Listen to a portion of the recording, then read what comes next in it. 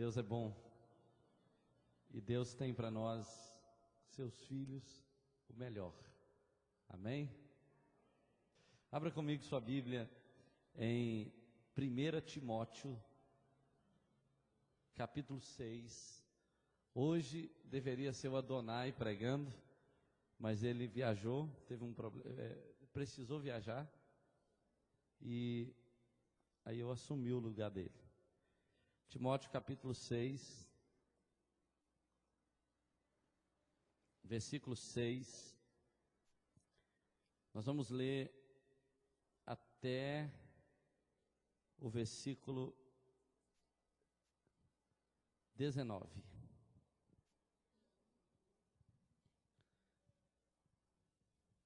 Diz assim: de fato, grande fonte de lucro é a piedade com o contentamento, porque nada temos trazido para o mundo, nem coisa alguma podemos levar dele. Tendo sustento e com o que nos vestir, estejamos contentes. Ora, os que querem ficar ricos caem em tentação e ciladas, e em muitas concupiscências insensatas e perniciosas, as quais afogam os homens na ruína e perdição. Porque o amor do dinheiro é a raiz de todos os males, e alguns nessa cobiça se desviaram da fé, e a si mesmos se atormentaram com muitas dores. Tu, porém, ó homem de Deus, foge destas coisas, antes segue a justiça, a piedade, a fé, o amor, a constância, a mansidão.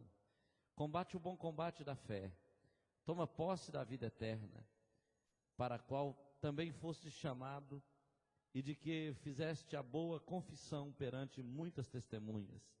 Exorto-te perante Deus, que preserva a vida de todas as coisas, e perante Cristo, que diante de Pôncio Pilatos fez a boa confissão, que guardeis o mandato imaculado, irrepreensível, até a manifestação de nosso Senhor Jesus Cristo, a qual, em suas épocas determinadas, há de ser revelada pelo bendito e único soberano, o Rei dos reis e Senhor dos senhores, o único que possui imortalidade, que habita em luz inacessível, a quem homem algum jamais viu, nem é capaz de ver.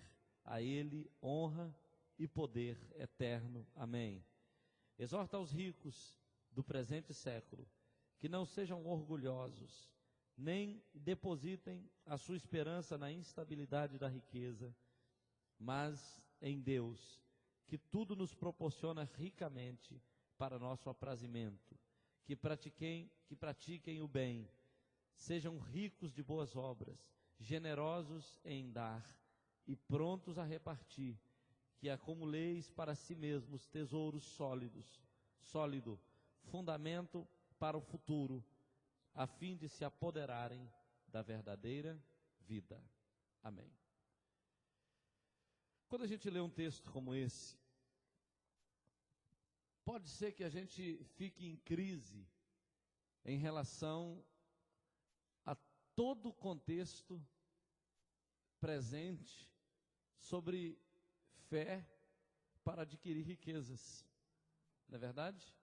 Quando você lê um texto como o de Deuteronômio, capítulo 8, que diz, na altura do versículo 17, se não me engano, que fala que antes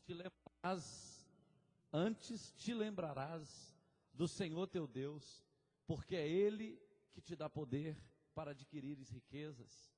Quando você lê textos como aquele de Isaac, que semeou na terra num ano de escassez, e naquele ano de seca, naquele ano de crise econômica mundial, ele ficou riquíssimo. Quando você vê a história de Abraão, que foi um homem que andou com Deus por fé e que cresceu na comunhão com Deus e veio a se tornar um homem multimilionário. Quando você vai vendo a história de pessoas que andaram com Deus na Bíblia, eu creio que a maioria delas foram pessoas muito bem sucedidas. Você vai ver, por exemplo, a história de Jeremias, que foi um profeta que mais sofreu na Bíblia. Eu acho que está para existir um outro, talvez o que sofreu parecido com ele foi Isaías, que foi cerrado ao meio pelo rei Manassés, pela serra. Ele foi cerrado por uma serra manual daquela época, né? Que não era dessa motorizada que o Marcelo tem, era aquela de antigamente, já viu, né, Marcelo? Aquela serra que, para serrar uma tora, o homem ficava embaixo, o outro em cima, e um ficava jogando água na madeira. Aí a pessoa ia, e alguém jogava água. Então, Isaías foi cerrado por uma serra desse tipo, e bem primitiva ainda, porque as folhas de aço naquela época, ou de ferro, ainda eram bem mais grosseiras do que as de hoje. Então o negócio foi feio para o lado dele. Mas Jeremias era um homem que sofreu muito, Isaías foi um homem que sofreu muito, e você vai ver que Isaías era da realeza, você vai ver que Jeremias era um homem dono de propriedades, inclusive num tempo que teve uma crise econômica, né, porque o reino de Israel estava cercado e o povo seria levado cativo. Deus veio para Jeremias e deu uma informação privilegiada para ele, dizendo o seguinte: olha, compre terra, invista em terra, porque em muito pouco tempo essa terra toda será habitada novamente, e o que não vale nada hoje vai valer muito. Então você vai ver Deus dando estratégias econômicas para aqueles homens, você vai ver pessoas prosperando, você vai ver Deus mostrando caminhos para você prosperar, inclusive falando sobre a fidelidade, sobre dízimo e oferta, sobre plantar e colher. Você vai ver muitos textos na Bíblia e muitas histórias na Bíblia, como por exemplo, Deus exaltando a prosperidade de Jó, falando que ele era riquíssimo, que ele era abençoado e tal, e de repente, você lê um texto desse aqui, parece que esse texto está negando tudo que a Bíblia fala a respeito de conquistar riqueza. Na verdade, você vai ver que a preocupação de Deus, usando o apóstolo Paulo, a respeito desse texto específico, é com a razão que me leva a buscar a riqueza.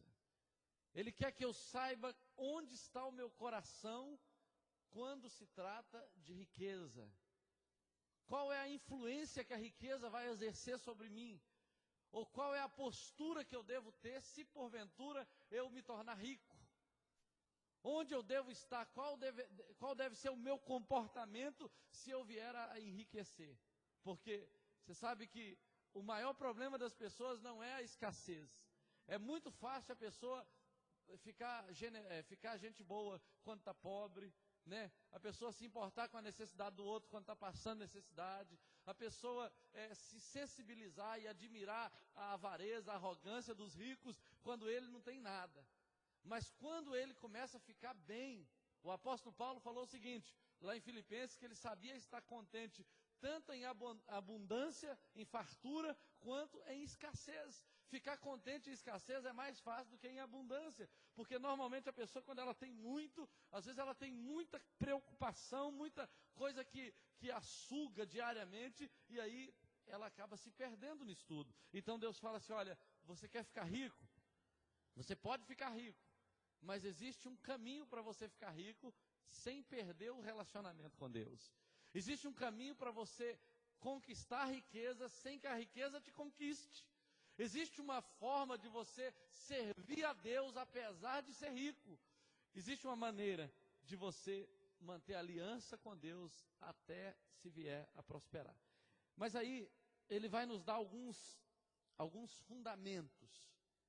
Antes que qualquer pessoa consiga qualquer coisa, financeiramente falando, ele precisa saber de 3 coisas básicas a respeito da riqueza. A primeira delas é o seguinte: de fato, grande fonte de lucro é a piedade com o contentamento. Primeira coisa que Deus quer estabelecer no nosso coração: o contentamento é uma das maiores riquezas que uma pessoa tem. Porque o que gera toda a ansiedade em torno das conquistas que nós desejamos conquistar é a insatisfação com a situação que nós estamos. Essa roupa não está boa mais, eu preciso de uma outra. Eu estava vendo um desenho do Max Lucado a respeito de moda, e ele tem lá uma pessoa que é o criador, e tem um monte de bichinhos, bonequinhos, que ele criou. E aí saiu uma moda do nariz verde, né? quem não tinha o nariz verde era esquisito, estava feio, porque teve um cara lá que foi pioneiro em ter o nariz verde. Aí começou, alguém fez uma máquina e tal, e todo mundo então ia buscar o nariz verde. E de repente as pessoas começaram a ter o nariz verde. Só que para ter o nariz verde tinha que andar assim, mais empinado, porque afinal de contas você teria que valorizar a nova fuça. É assim que está lá no desenho. E aí as pessoas ganhavam um espelhinho para andar assim, ó, olhando para si mesmo. E de repente elas batiam uma na outra, atropelavam uma outra e arrumavam uma confusão doida por causa do nariz verde. Então, no desenho, o criador fala o seguinte: olha, eu fiz vocês diferentes exatamente com um propósito por trás disso. Eu não queria que vocês fossem todos iguais. Mas de repente as pessoas começam a buscar ansiosamente por certas coisas que geram uma série de problemas que a gente vai ver aqui. E aí ele dá para nós um fundamento, que a piedade com o contentamento é uma grande fonte de lucro. O que a gente pode aprender com isso? Talvez as pessoas que buscam a riqueza, todos nós no dia a dia quando buscamos a riqueza, nós não conseguimos parar para valorizar ou para perceber o valor da intimidade com Deus, que é uma riqueza que o dinheiro não consegue te dar. A presença de Deus, um coração cheio de fé, cheio de amor, um relacionamento estreito, íntimo com Deus, cheio de experiências novas diariamente, é uma grande fonte de lucro, porque a razão pela qual a maioria das pessoas atropelam certos princípios, ou então tropeçam em certos padrões morais e espirituais, é exatamente porque ela não teve tempo de investir na piedade.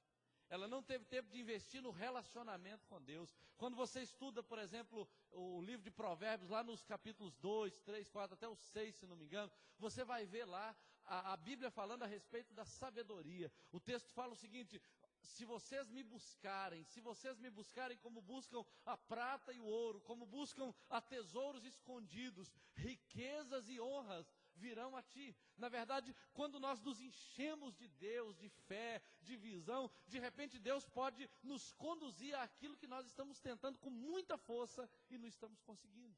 Então, o primeiro fundamento que dá para a gente ir lá para Mateus capítulo 6, quando fala assim: buscai em primeiro lugar o reino de Deus e todas as outras coisas serão acrescentadas. Quando a gente quer isso, a gente vai entender o seguinte, que a maior fonte de lucro, em primeiro lugar, é a piedade com o contentamento. Porque entenda o seguinte: se você está contente com a condição que você está hoje você vai viver bem. Hoje você vai estar bem com a sua esposa, bem com seus filhos. Hoje você vai estar bem com seus amigos. Amanhã você vai conquistar um pouquinho mais, mas vai estar contente, porque você está cheio de Deus. Aí vai aproveitar a esposa, vai aproveitar os filhos. Depois da manhã você vai estar melhor um pouquinho. Aí você, mesmo estando melhor um pouquinho, vai estar contente, vai aproveitar a esposa, vai aproveitar os filhos. Então, a piedade com o contentamento vai te levar, provavelmente, à riqueza. Mas a Bíblia diz que a riqueza não vem na frente. Vem na frente a piedade com o contentamento. Um coração quebrantado, um coração submisso a Deus. Essa pessoa provavelmente vai se destacar como mais rica do que aquele que está cheio do dinheiro, mas que não consegue parar para se concentrar em Deus. Não consegue parar para dar ouvido à voz de Deus. Então, isso aqui é um princípio de libertação financeira. Principalmente libertação dessa ansiedade. Embora a gente sabe que no dia a dia as lutas são grandes. O segundo fundamento que ele quer nos mostrar, quer deixar estabelecido, é o seguinte: porque nada temos trazido para o mundo, nem coisa alguma podemos levar dele. Todo mundo sabe disso. Quem não sabe disso? Né? Jó, por exemplo, falou assim: nu eu vim do ventre da minha mãe e nu para lá tornarei. Né? Nu, a pessoa nasce nua. A pessoa nasce, nem uma roupinha Deus dá para ela quando ela nasce peladona, não é verdade? E meio sujinha ainda, numa condição assim bem deplorável até. Então, o texto quer estabelecer o seguinte: olha, por que as pessoas se afadigam tanto para juntar tanto para morrer sem nada. Porque a gente morre sem nada, a gente não morre com muito.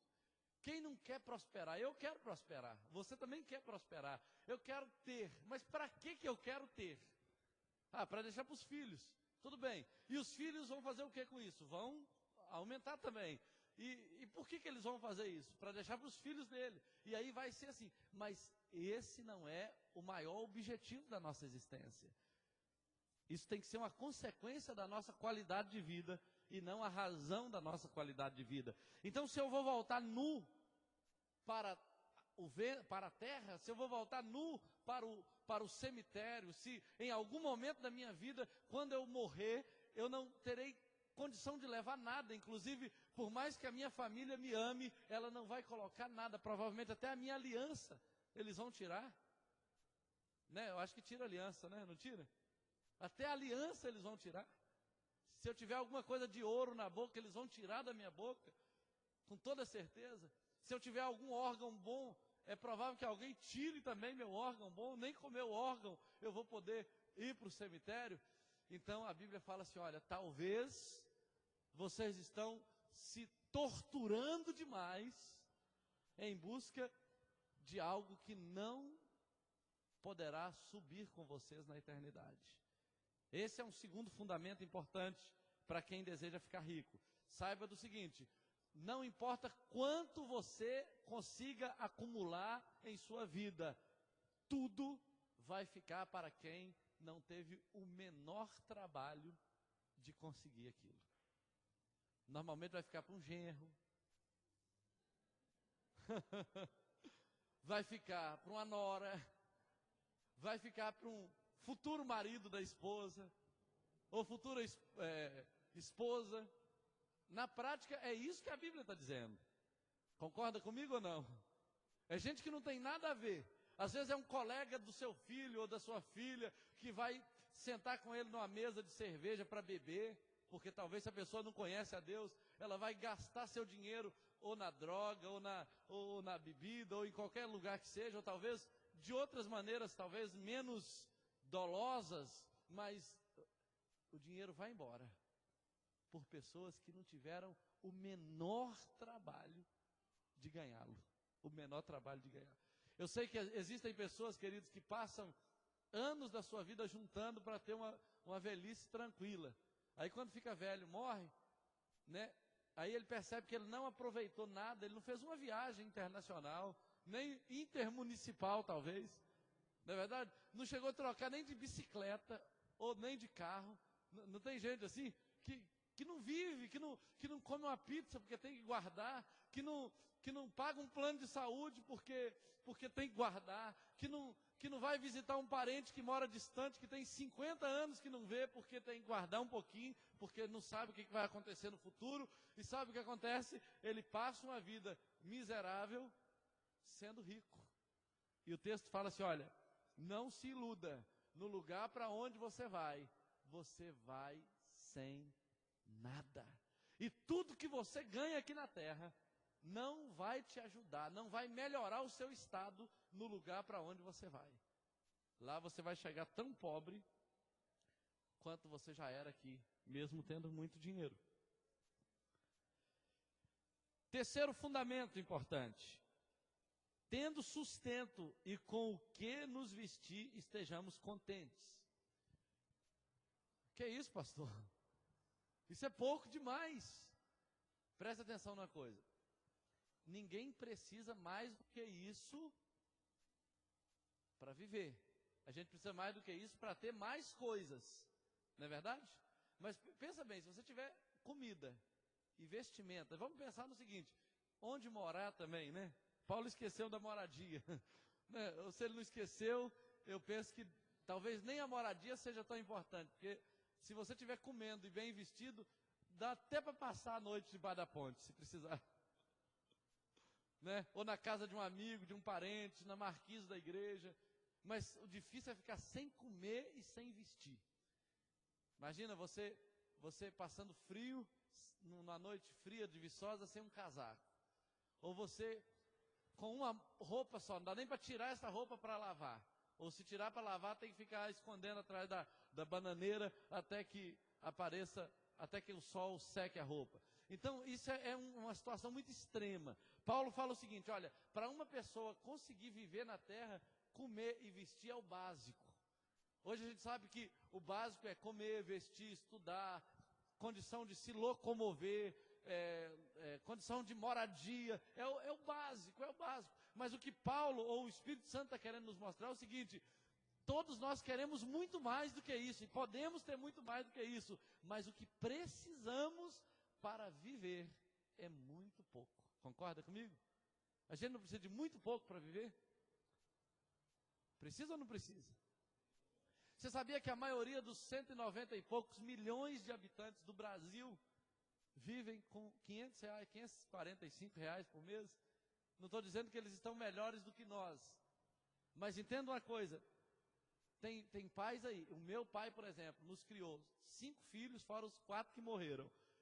Nós sempre tivemos casa própria, sempre estudamos, não estudávamos porque ele mudava demais, e aí a gente começava a estudar, mudava, começava a estudar, mudava. E aí a gente teve problemas com educação, mas sempre tivemos uma casa, sempre comemos um pedacinho de carne, pelo menos por dia. Pelo menos um pedacinho tinha, quando não tinha carne, ele buscava osso no açougue para cozinhar, para a gente chupar o osso, para ter aquele tutano lá do boi, para não morrer de fome. Você entendeu? Sempre tinha um pé de limão em casa para fazer um suquinho, sabia? Não dava para comprar no supermercado, mas a gente plantava o pé de limão, um pezinho de laranja, e aí tinha o suquinho. E entenda uma coisa, criou 5 filhos, de certa forma até saudável, eu estava no padrão excelente de beleza, uma banha. Depois que eu comecei a prosperar um pouquinho, olha só que estrago. Parece que antigamente estava melhor do que agora, não é verdade? Entenda o seguinte, queridos, na prática, para viver, uma pessoa não precisa de tanto. Existe uma cobrança da sociedade, existe uma exigência em nós mesmos, que nos obriga a ter como o outro tem. A pessoa trocou de celular, eu vou trocar o meu também. Trocou de carro, eu vou trocar o meu. Mudou de casa, eu vou mudar a minha e tal. E aí a gente começa a colocar um padrão difícil para nós. E fica caro, fica pesado. Às vezes, um pai passa a vida inteira longe de um filho. Porque ele tem que correr atrás, ele tem que fazer não sei o quê, e ele não consegue sentar para bater uma bolinha com o filho, para dar um abraço no filho, ou para fazer alguma coisa, que sentar e assistir uma televisão, um filme, um trem qualquer assim com o filho, porque a exigência que ele impôs sobre ele mesmo para conquistar algumas coisas, o privou, roubou dele a maior riqueza que ele tinha já presente, que é a família, os filhos, a mulher, o ambiente da casa. Isso não é sério? A longo prazo a gente descobre que isso é sério. Porque daqui uns dias nossos filhos estão grandes. E aí você fala assim, não filho, eu vou te levar na escola. Qual é, pai? Paga mico, meu. Se toca. Né? Pode ser que aconteça isso. Não, você está me fazendo pagar mico. Não precisa dar beijinho, coisa nenhuma, não. Sai fora, pai. Vira homem, pai. Pode ser que isso aconteça. E aí você vai ver que, se você falar, ô filho, vamos jogar uma bolinha? Não, pai, você é ruim de bola demais. Eu vou jogar meus colegas. Isso vai acontecer ou não vai? Vai acontecer, mais cedo ou mais tarde. Viu, Evandro? Joga bola agora. Viu? Daqui a pouco o Gabriel vai te tirar do time. Então, na verdade, a gente às vezes corre demais em busca de uma riqueza que não é riqueza. Porque dinheiro não é riqueza. Dinheiro, ele só paga as contas, mas riqueza são coisas que não têm preço.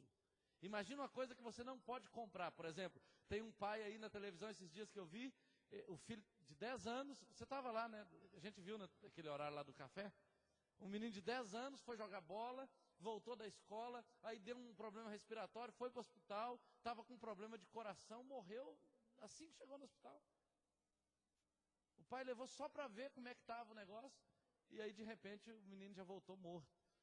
Um pai saiu para o trabalho, a mãe estava em casa, foi à padaria comprar pão, quando voltava para casa, um incêndio destruiu a casa rapidamente e matou 3 filhos.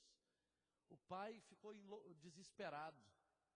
Ficou desesperado. Eu vi ele chegando do trabalho, ele não sabia, né? Chegou lá, encontrou o corpo do bombeiro, pegou a bolsa que ele trazia e jogou no chão assim, e começou a dar soco no carro de bombeiro, desesperado. Imagina, 3 filhos numa situação assim. Isso para mim é uma falência. Concorda comigo? Isso é falência. Você chegar em casa, seus 3 filhos estão mortos. Você chegar em casa, aconteceu uma tragédia qualquer, um terremoto, devastou tudo. Isso para mim é uma pobreza terrível. Você perder coisas que você nunca mais vai conseguir comprar com dinheiro. Você nunca mais, ainda que você ore até morrer, ainda que você decida agora ser o crente mais fervoroso do mundo, ainda que você decida comer a Bíblia, entender tudo que Deus tem aqui, isso não recupera mais, acabou. Então, isso é uma riqueza que não tem dinheiro que compra, que não existe dinheiro que compre. Então, nessas horas, querido, a gente entende que Paulo tinha razão, tendo o sustento sustento e com que nos vestir, estejamos contentes. Então, você tendo um sustento, pagou a conta de água, de luz, telefone, se for o caso, almoçou, jantou todos os dias, conseguiu ir para o trabalho e voltar, saúde direitinho, a esposa, os filhos ali em casa. Olha, isso é a maior riqueza. O resto, qualquer quantidade de dinheiro que você vier a conquistar, é apenas acréscimo à riqueza que você já tem. Consegue entender isso? Quem entende isso, diga amém. É isso que Deus quer nos fazer entender, queridos. Riqueza não é dinheiro. Verdadeira riqueza não é dinheiro. Eu vou te falar o que é a verdadeira riqueza. É difícil a gente quebrar o paradigma de que dinheiro é riqueza.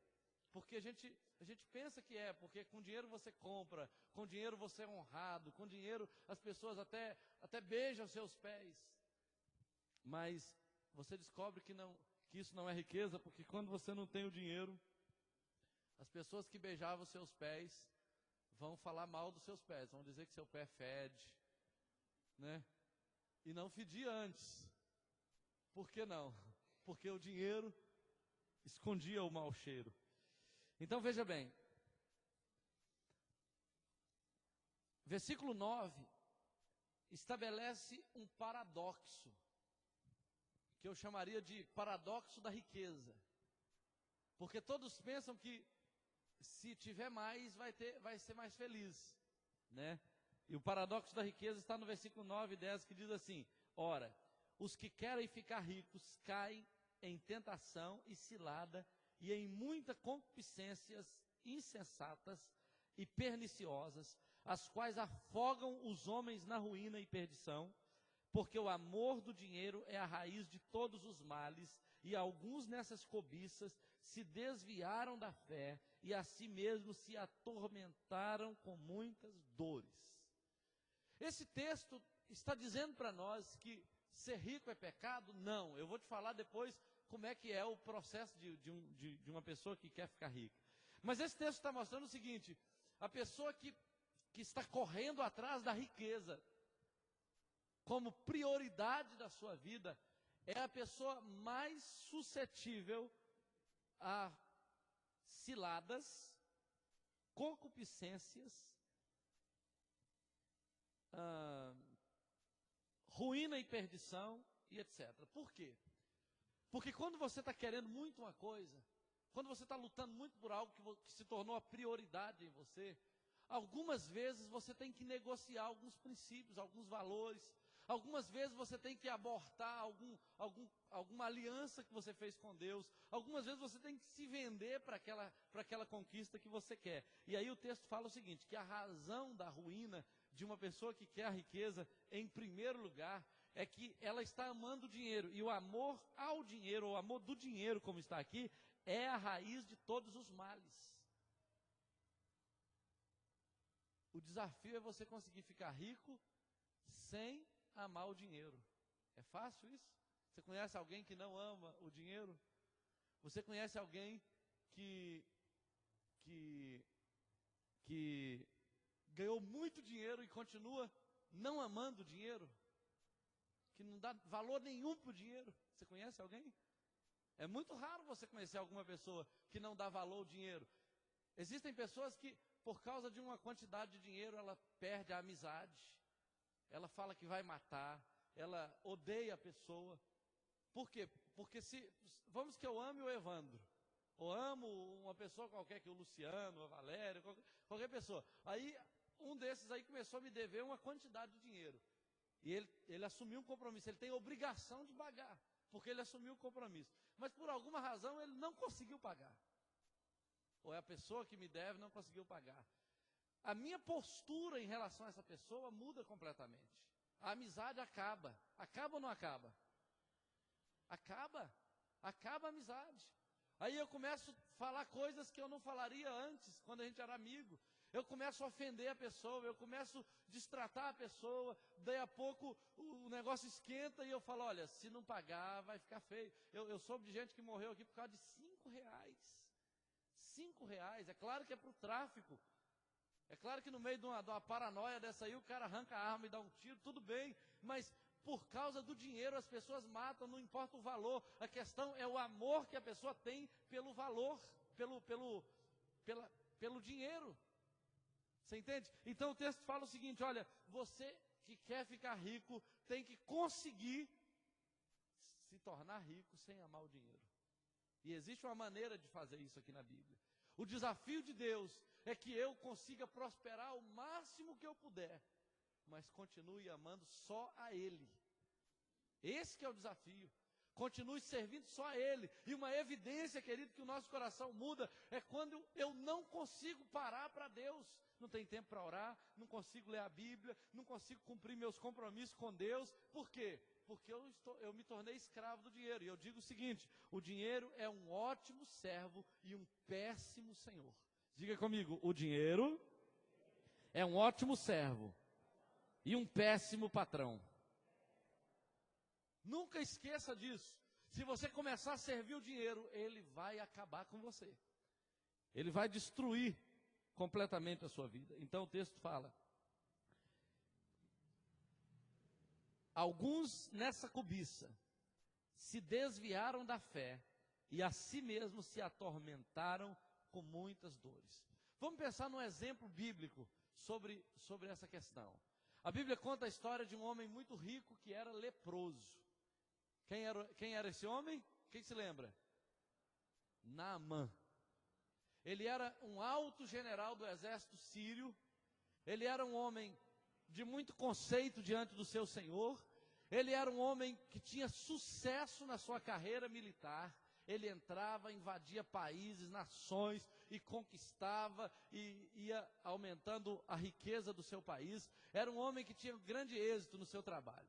Mas aí a Bíblia diz que ele se achou leproso. E de repente, queridos, um homem rico, conceituado, famoso, poderoso, está lá em 2 Reis capítulo 5. Um homem desse, leproso, acabou tudo que ele tem. Acaba tudo. Imagina que você hoje descobrisse que você teve o maior rendimento da sua vida e acabou de se tornar milionário. Beleza, glória a Deus por isso. Aí no dia seguinte chega a notícia do médico, daquele exame que você fez há 2 semanas atrás, que você também tem uma doença degenerativa e em 5 dias você está morto. E aí, você trocaria um pelo outro? Você ficaria miserável para ficar saudável? É exatamente isso que Naamã viveu. Ele era muito rico, ele era muito conceituado, ele era uma pessoa muito abençoada, no que diz respeito à função dele, mas de repente ele era leproso. E como leproso, ele não podia mais abraçar a filha dele, ele não podia mais beijar a mulher dele, porque senão ela se tornaria leprosa. Ele não podia mais cumprimentar nem o rei, que era muito amigo dele. Ele não podia mais se aproximar dos seus soldados. Ele agora estava um morto-vivo.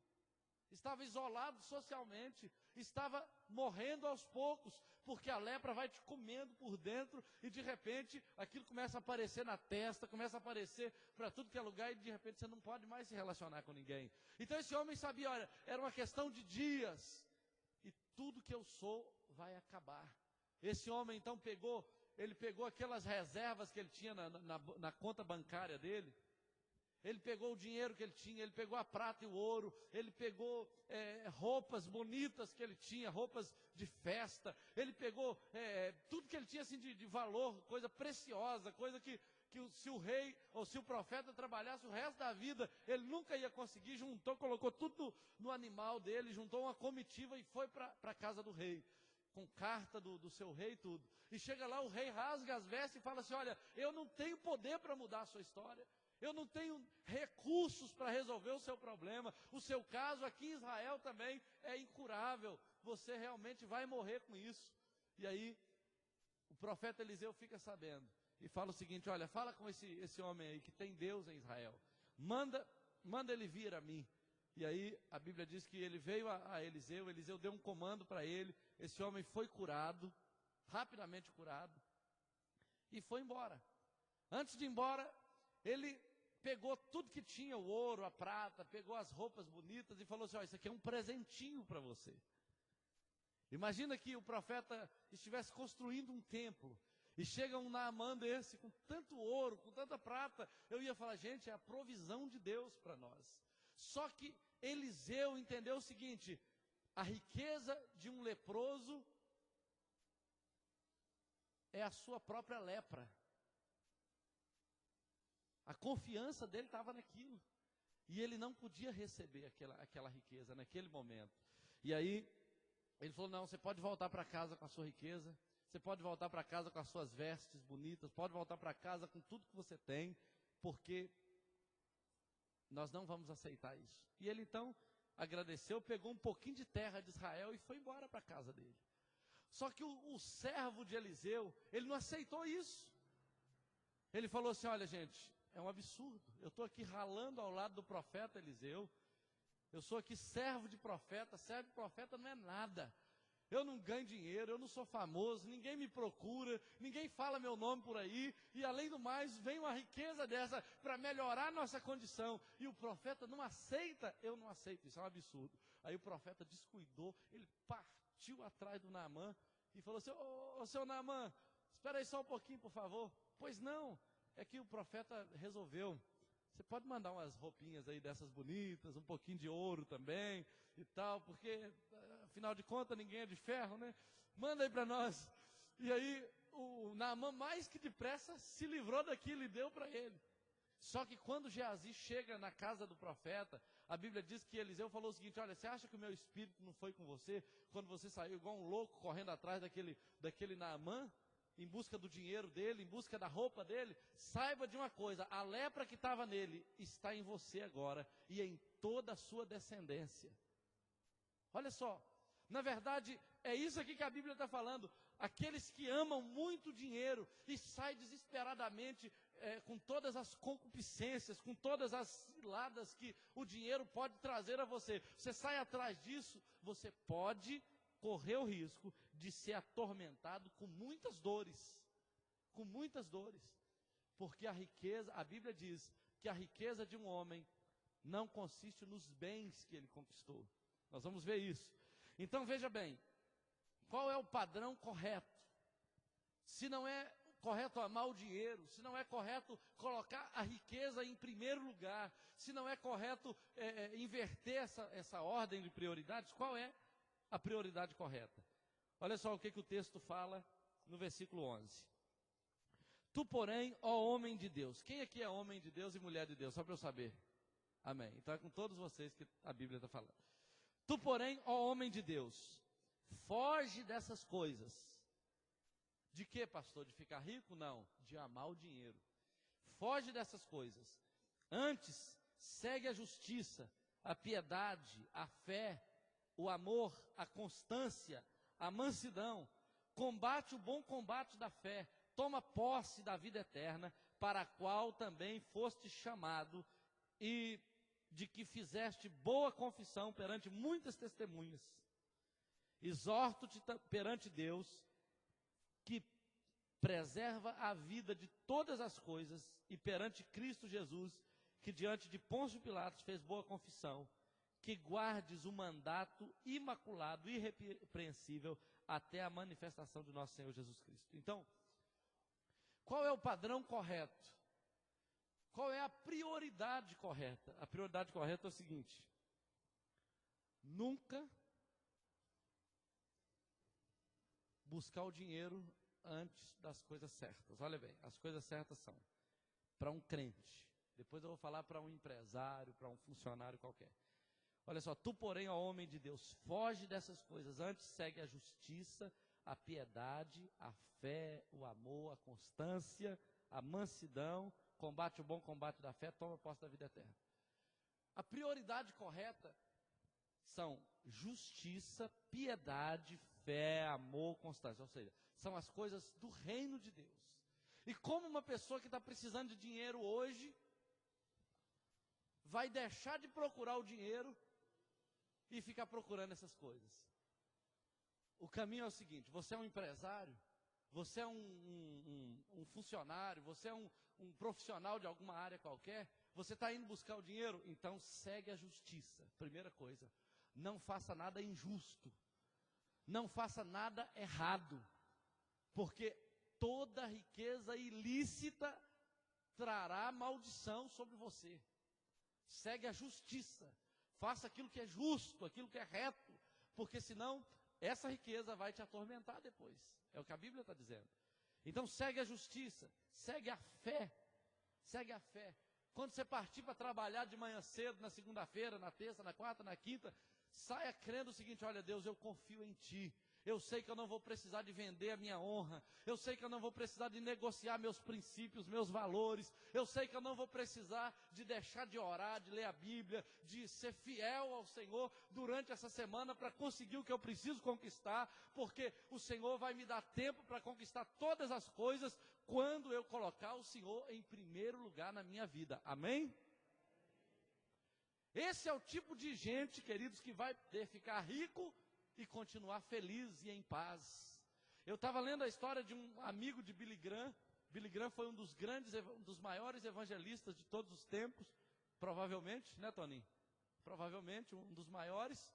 E ele disse que ele teve muitos amigos multimilionários, crentes e multimilionários, presidentes de países. Ele foi amigo da maioria dos presidentes de países do mundo. E no tempo do auge do ministério de Billy Graham, se dizia nos Estados Unidos que se você quisesse mandar uma carta para ele, era só você pegar uma carta e escrever Billy Graham, que ela chegaria a ele. Não precisava colocar endereço, nome de rua, nem nada, porque sempre as encomendas, as cartas chegavam a ele. Todos conheciam Billy Graham. E ele disse que tinha um amigo multimilionário que um dia estava numa mesa de café com ele em sua casa, e aí ele tinha tido um sucesso tremendo na empresa dele naquela semana, e ele falou assim: a minha família essa semana teve um faturamento líquido de 13 milhões de dólares. Aí falou isso, depois falou assim: mas espera aí, o que eu quero falar mesmo é uma experiência que eu tive com Deus ontem, na manhã de ontem, lendo a Bíblia. E aí ele começou a falar das coisas que ele teve experiência com Deus, imediatamente após ter falado que ganhou 13 milhões de dólares, isso não impressionou ninguém e nem ele mesmo. Ele estava multimilionário, mas continuava se impressionando com o que ele experimentava de Deus. Esse cara pode ficar, quanto mais multimilionário ficar, mais próximo de Deus ele vai ficar, porque o coração dele está em Deus. Então a Bíblia fala o seguinte: olha, você vai sair para conquistar, segue a justiça, a piedade, a fé. Está resolvendo um problema difícil, dobra o joelho. Ah, mas não dá tempo. Que não dá o quê, querido? Para tudo. Liga para a pessoa que você vai encontrar com ela e fala assim: ó, eu preciso de meia hora. Pode me esperar em meia hora, porque eu tenho que resolver um problema. Dobra o joelho, vai falar com Deus, pega a Bíblia, vai orar. Faz o que tem que ser feito, que é justo, que é piedoso. Entendeu? Porque aí você vai ver Deus agir na sua vida.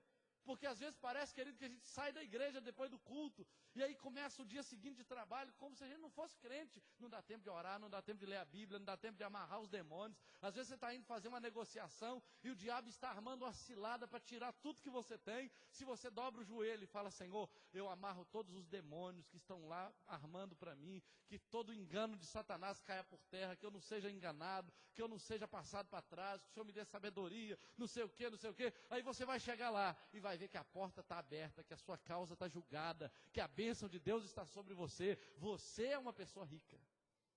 Amém? Porque nem todo mundo conta com isso, querido. Nem todo mundo experimenta isso no dia a dia, a não ser aqueles que são realmente homens e mulheres de Deus. O texto fala o seguinte: combate o bom combate da fé. Qual é o combate da fé? É você conseguir se relacionar com tudo que te atormenta no mercado de trabalho, nos negócios do dia a dia, nos compromissos com o trabalho que você assumiu, com a sua função, e continuar sendo crente, justo, cheio de fé, de amor, de piedade. Esse é o combate da fé, você conseguir ser crente no meio de todo esse tumulto.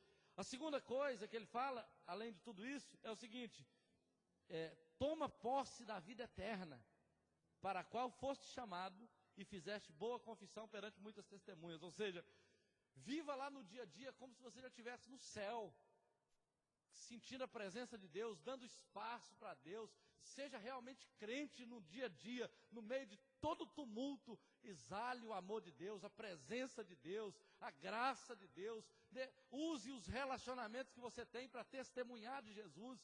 Sabe, às vezes você está lidando com uma pessoa que tem muito dinheiro, mas de repente essa pessoa está vazia de Deus, ela está sofrendo porque não conhece o que você conhece. Você poderia mudar a história dela, e aí você não, às vezes não está fazendo, porque você está tão preocupado. Às vezes você olha para a pessoa e fala: puxa vida, eu queria estar no lugar dele. Aí ele olha para você e fala: queria estar no lugar dele, né?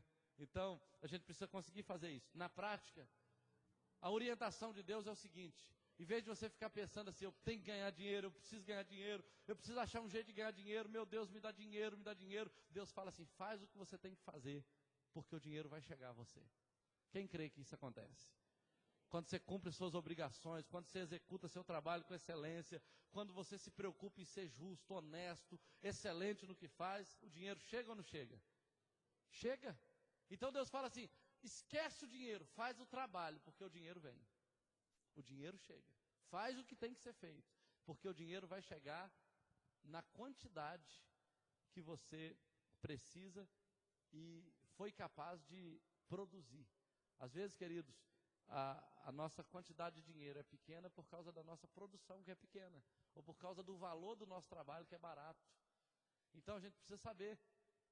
Um industrial que ganha 13 milhões de dólares, ele ganha porque ele está mexendo com petróleo, porque ele está mexendo com alguma coisa que dá esse valor, não é verdade? Então o que eu estou fazendo, eu preciso de produzir em quantidade, então eu tenho que melhorar minha capacidade de produção, eu preciso de orar a Deus, para Deus me dar negócios bons. Imagina o Evandro que tem gráfica, ou qualquer pessoa aí que tem um negócio particular, começar a orar: Senhor, eu só quero os serviços top. Não manda nenhuma dor de cabeça para mim, não manda nada que vai me atrasar o dia, que vai atrasar o serviço, né, que vai me dar dor de cabeça. Eu só quero aqueles que vai ser fácil, que vão ser fáceis de fazer, ou que eu tenha condição de fazer e que tenha boa remuneração. Já imaginou? Começar a chegar só esses aí? Bom demais da conta, né? Então Deus pode fazer isso. À medida que você vai fazendo com excelência, a bênção de Deus vem sobre você. Agora, uma outra coisa que eu aprendo com o apóstolo Paulo é o seguinte: no versículo 17, ele fala qual é a prioridade dos ricos. Porque aqui ele falou só para pessoas que não são ricas e querem ser ricas. E Deus quer te abençoar para que sejas rica. Mas só que entenda uma coisa: Ele não quer te perder para a riqueza. Agora, e as pessoas que já são ricas? Imagina que você vai se tornar rico amanhã. Então essa palavra é para você. Mas se você já for rico hoje, essa palavra é para você. Então vamos ver o que Deus quer que o rico faça, como o rico seja. Olha só: exorta os ricos do presente século que não sejam orgulhosos, nem depositem a sua esperança na instabilidade da riqueza, mas em Deus, que tudo nos proporciona ricamente para o seu ou para o nosso aprazimento. Que pratique o bem, seja ricos de boas obras, generosos em dar e prontos para repartir. Que acumulem para si mesmos tesouro sólido fundamento para o futuro, a fim de se apoderarem da vida eterna. Então, qual é o conselho de Deus para o rico? Olha, eu vou falar pausadamente. Primeiro, exortem os ricos do presente século que não sejam orgulhosos e nem depositem a sua esperança na instabilidade da riqueza. Primeira coisa, Deus não gosta de rico orgulhoso. Entenda uma coisa, a Bíblia fala que Deus resiste ao soberbo. Um orgulhoso se torna inimigo direto de Deus. E Deus fala o seguinte, olha, se você se tornar rico, não seja orgulhoso. Não pense que você é melhor do que ninguém. Não pense que você está rico porque você é abençoado e o outro está passando luta porque ele é um amaldiçoado. Não se julgue melhor do que ninguém. Não trate ninguém com inferioridade. Não parta para esse caminho, porque Deus resiste aos soberbos. Então, não sejam orgulhosos e nem deposite a sua confiança na instabilidade da riqueza. Eu tenho um artigo lá em casa que fala que na década de 30, de 40, se eu não me engano, se reuniram nos Estados Unidos os 20 homens mais ricos do mundo, donos de poços de petróleo, donos dos bancos maiores, donos de hidrelétricas. Só os multimilionários dos Estados Unidos, do mundo, se reuniram lá nos Estados Unidos para uma conversa, e cada um foi apresentando a riqueza dele. Passaram-se 10 ou 15 anos, se eu não me engano. Todos esses 20 homens mais ricos do mundo morreram pobres, alguns se mataram, alguns ficaram loucos. Como isso pode? Como é possível isso? Eu tenho lá esse artigo, eu acho que está no meu site, quem quiser entrar lá e ver depois, eu posso mandar por e-mail para quem quiser. É um documento que mostra que as maiores riquezas de todos os tempos acabam. A pessoa acha que nunca vai acabar, não é verdade? Pessoas que ganham 50 milhões, 300 milhões na loteria, falam, nunca mais vai acabar, eu posso gastar, viajar, não sei o quê.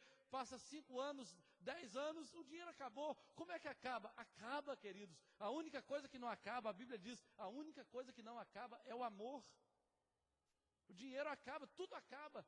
Depende da maneira como a pessoa aplica esse dinheiro. Então, o texto fala, olha, não coloque, não deposite a sua esperança na instabilidade da riqueza, mas em Deus que tudo nos proporciona ricamente para o nosso aprazimento. Então, Deus quer proporcionar para nós ricamente todas as coisas para o nosso aprazimento, para que nós tenhamos prazer. É Deus que é a fonte do prazer. A segunda coisa que ele fala para o rico é o seguinte: pratiquem o bem. Vamos pensar numa pessoa rica que pratica o bem. O Bill Gates, segundo o que eu sei, é uma pessoa muito generosa com os funcionários, com os amigos, com os pobres. E é uma pessoa que tem muito dinheiro e boa parte da fortuna dele ele usa para ajudar pobres, para ajudar crianças, né? Não é isso que a gente sabe? Eu vi há pouco tempo atrás que um multimilionário dos Estados Unidos, que não tinha onde colocar mais dinheiro, fez umas contas, separou um tanto que ele achava que dava para ele viver o resto da vida, e pegou o resto e deu tudo para o Bill Gates. Porque ele disse o seguinte, olha, se um homem desse consegue ser tão generoso com as pessoas carentes, sabe aplicar tão bem a riqueza dele, eu prefiro pegar o meu dinheiro e dar para ele do que deixar para meus filhos brigarem, para os meus descendentes arrumarem confusão por causa da minha fortuna. Então o que eu aprendo com isso aqui? O texto fala assim, olha, que pratiquem o bem, porque o bem sempre traz o bem, queridos.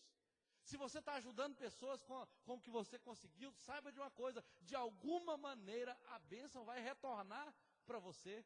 De alguma maneira, eu vi um pastor lá nos Estados Unidos que escreveu um livro chamado Rick Warren. Esse pastor escreveu um livro que, no ano que ele foi lançado, vendeu 40 milhões de cópias. Diz ele que dormiu mais ou menos pobre e acordou muito, muito rico. E ele não sabia o que fazer com tanto dinheiro. Aí ele falou, gente, isso é dinheiro demais para mim. Aí ele separou um tanto que ele precisava para viver o resto da vida, pegou uma parte, fez as contas de quanto a igreja pagou ele em 25 anos e devolveu todo o dinheiro para a igreja, mas ainda sobrou muito dinheiro. Aí ele fez uma ONG para cuidar de aidéticos. Primeiro porque ele disse que é uma doença causada pelo pecado, depois é uma doença que tem muito preconceito, e ele resolveu cuidar dos aidéticos. E aí as pessoas ficaram sabendo que ele fez isso, e o livro dele vendeu muito mais ainda no ano seguinte. E ele ficou muito mais rico. Aí ele começou a fazer palestras no mundo inteiro, gratuitamente, trazendo a equipe dele com avião, filmadora, com um monte de coisa, e ele vinha e dava palestra de graça, dava os livros todos de graça para todos que participavam da palestra, mas no final das palestras, as pessoas vinham e davam dinheiro para ele, e chegava e jogava R$1.000, jogava R$500 de presente para ele, pela gratidão de receber gratuitamente aquela palestra, aquele livro, aquele interesse dele. Ele foi lá no Peru, eu soube que ele foi lá no Peru, deu um treinamento para pastores no Peru, ele fez o café, ele fez o almoço, ele serviu todo mundo lá no Peru. Então as pessoas ficam tão gratas que elas começam a depositar dinheiro. A Bíblia fala o seguinte, olha, pratiquem o bem. Rico que não pratica o bem, querido, está perdendo a oportunidade aqui na terra. A Bíblia fala o seguinte, que sejam ricos de boas obras. Se a pessoa está com a conta bancária gorda, não tem problema. A Bíblia fala assim, ó, você só vai ser rico se você for rico de boas obras. Porque rico que faz maldade tem muito na terra. Outra coisa, generosos em dar e prontos a repartir. Porque dinheiro só tem valor, querido, se ele estiver produzindo o bem. Então, se você tem a oportunidade de dar, dê para a obra de Deus, dê para a evangelização, dê para pessoas carentes, honre pessoas que estão precisando, porque a Bíblia fala que esse é o padrão de Deus, generosos em dar. Então, como eu sei que uma pessoa não ama o dinheiro? Eu sei quando a pessoa ama o dinheiro, aqui na igreja. Às vezes, a gente sabe que tem pessoas que ganham mais do que elas dão de dízimo. Eu nunca fui lá para ela e falei assim, olha, você está roubando o Senhor.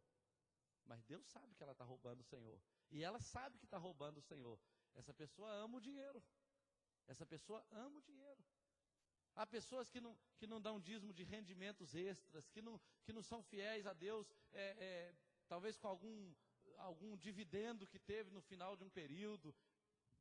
O problema é dela com Deus, mas ela está amando o dinheiro. Isso não vai ser bênção na vida dela a longo prazo, porque depois que você morre e fica tudo para trás, você vai peladinho encontrar com Deus. E aí lá as coisas vão ficar claras. Diante dos olhos de Deus, tudo vai ficar claro. Você entende? Então, queridos, a Bíblia fala, olha, que seja pronto para dar, disposto a repartir e que acumulem para si mesmos tesouro sólido, fundamento para o futuro, a fim de se apoderarem da verdadeira vida. Deixa eu te fazer uma pergunta aqui. Quem quer se apoderar da verdadeira vida? Nem todo mundo, né? Amém. Alguns querem. Então, escuta bem. Eu finalizo aqui desse jeito. Se você quer ser rico, Deus vai te abençoar para ser rico. Mas entenda o seguinte, na visão de Deus, você vai ser rico para ter dinheiro para dar, para ser generoso em repartir, para abençoar a obra de Deus. Na visão de Deus, a riqueza não é para acumular. Você consegue crer nisso? Na visão de Deus, riqueza não é para ser acumulada. Eu quero vender milhares de cópias de livro. Eu quero ganhar muito dinheiro. Mas eu quero fazer isso só para abrir centros de recuperação, para abrir igreja no Brasil inteiro, para mandar missionário não sei para onde, para sustentar pessoas. Já tem muito tempo, querido, que eu estou aqui nessa igreja trabalhando como pastor e levantando meu sustento nas viagens que eu faço, vendendo livro, vendendo CD, DVD, sem receber nada da igreja, mas as pessoas que trabalham aqui recebem, os missionários que estão lá recebem, porque a minha disposição não é de ajuntar para mim, é de repartir. E eu tenho visto que à medida que eu tenho feito isso, apesar das lutas que eu passo no dia a dia, eu nunca tenho falta. Eu nunca tenho falta. Eu tenho camisas lá em casa na caixa, na sacola, que eu não tive tempo de tirar da sacola para usar. Eu tenho calçado lá em casa que eu ainda não usei tanto. Entendeu? Às vezes quando eu estou pensando assim, daqui uns 3, 4 meses eu tenho que comprar um sapato, chega um tênis, chega não sei o quê. Às vezes chega um dinheiro na minha conta, eu vou lá e pago algumas continhas. Eu tenho visto que Deus está nesse negócio. Quando você realmente tem para dar, quando você realmente tem disposição de abrir o coração e de abençoar, Deus fala assim, eu vou continuar abençoando, porque Deus é aquele que dá semente ao que semeia. Caso contrário, se você não é uma pessoa que semeia, Deus não vai te dar semente, Deus vai apenas te sustentar para você não morrer. E sustento é uma coisa que sempre acaba. Colheita não acaba. Colheita sempre você vai tendo. Então, queridos, olha só. Eu quero fazer uma pergunta para a gente terminar. Quem aqui quer ficar rico? Só para eu saber. Amém. Nem todo mundo, tem uns que não querem não. Agora, entenda o seguinte. Para Deus, para o Deus que você serve, Ele vai até te enriquecer. Sabendo do seguinte, essa riqueza pode te levar para o inferno, se você amá-la. Porque na visão de Deus, Ele vai te dar para você repartir. Essa é a visão de Deus. Você entendeu isso comigo claramente?